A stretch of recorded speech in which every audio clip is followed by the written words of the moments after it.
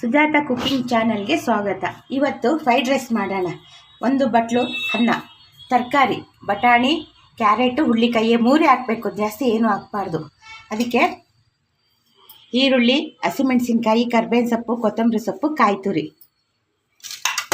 ಅದಕ್ಕೆ ಒಗ್ಗರಣೆಗೆ ಕಡಲೆಬೀಜ, ಕಡಲೆಬೇಳೆ, ಇದು ಕುಟ್ಟಿ ಇಟ್ಕೊಂಡಿರೋ ಮೆಣಸಿನ ಪುಡಿ, ಒಂದು ನಿಂಬೆಹಣ್ಣು, ಉಪ್ಪು. ಈಗ 4 ಸ್ಪೂನು ಎಣ್ಣೆ ಹಾಕಬೇಕು. ಒಗ್ಗರಣೆ, ಸಾಸಿವೆ ನೋಡಿ, ಸಾಸಿವೆ ಸಿಡಿತಾ ಇದೆ. ಇದಕ್ಕೆ ಜೀರಿಗೆ ಹಾಕಿದ್ದು, ಜೀರಿಗೆ ಹಾಕಿ ಒಂದು ಮುಷ್ಟಿ ಅಷ್ಟು ಕಡಲೆ ಬೀಜ,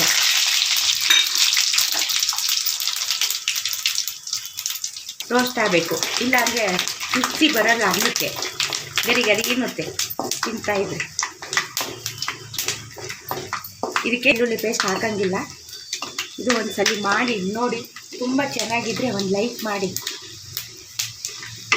ನೋಡಿ, ಕಡಲೆಬೇಳೆ, ಉದ್ದಿನಬೇಳೆ. ನೆಕ್ಸ್ಟು ಫಸ್ಟು ಮೆಣಸಿನ್ಕಾಯಿ ಹಾಕೋಣ. ನೋಡಿ, ಹಸಿಮೆಣಸಿನ್ಕಾಯಿ 5,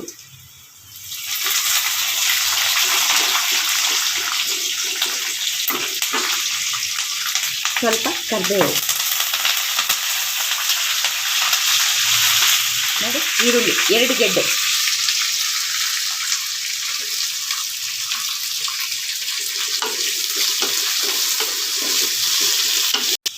ನೋಡಿ ಈ ಥರ ರೋಸ್ಟ್ ಆಗಿರಬೇಕು. ಈಗ ಬೇಯಿಸಿಟ್ಕೊಂಡಿದ್ವಲ್ಲ ತರಕಾರಿ, ಒಂದೇ ಒಂದು ಕೂಗು ಹಾಕಿಸ್ಬೇಕಷ್ಟೆ, ಜಾಸ್ತಿ ಯೂಸ್ ಮಾಡಬಾರ್ದು. ಬಟಾಣಿ ಇಲ್ಲಾಂದರೆ ಕೈ ಸಿಕ್ಕಲ್ಲ ಅಂತ ಒಂದು ಕೂಗು, ಒಂದು ಚೂರು ಉಪ್ಪು ಹಾಕಿ ಕೂಗಿಸ್ಕೊಳ್ಳಿ.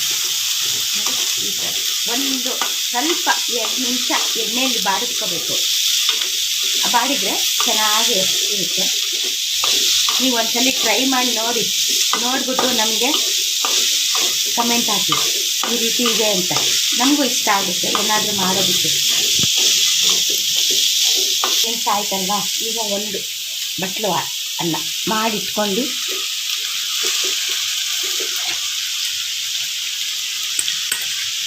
ನೋಡಿ, ಆಮೇಲೆ ಕುಟ್ಟಿದ ಕಾಳು ಮೆಣಸಿನ ಪುಡಿ,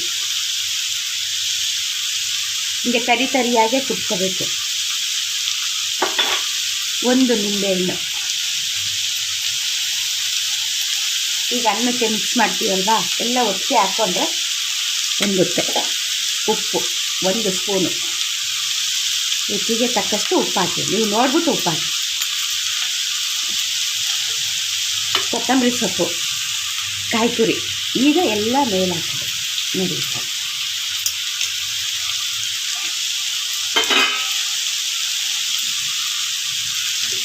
ಚೆನ್ನಾಗಿ ಮಿಕ್ಸ್ ಮಾಡ್ಕೊಳ್ಳಿ. ಲಂಚ್ ಬಾಕ್ಸಿಗೆಲ್ಲ ಚೆನ್ನಾಗಿದೆ. ಆಮೇಲೆ ಒಂದು ಮಾತು, ನೀವು ಲಂಚ್ ಬಾಕ್ಸಿಗೆ ಏನಾದರೂ ಹಾಕೋದಿದ್ರೆ ಕಾಯಿ ತುರಿ ಹಾಕಬೇಡಿ, ಮನೆಗಿರುವಾಗ ಕಾಯಿ ತುರಿ ಹಾಕಿ.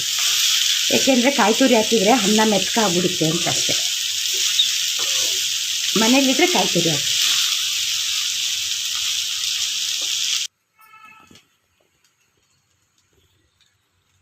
ಆಗೋಯ್ತು ತರಕಾರಿದು. ನೀವು ರುಚಿ ನೋಡಿ, ಒಂದು ಲೈಕ್ ಮಾಡಿ, ಸಬ್ಸ್ಕ್ರೈಬ್ ಮಾಡಿ, ಲೈಕ್ ಮಾಡಿ.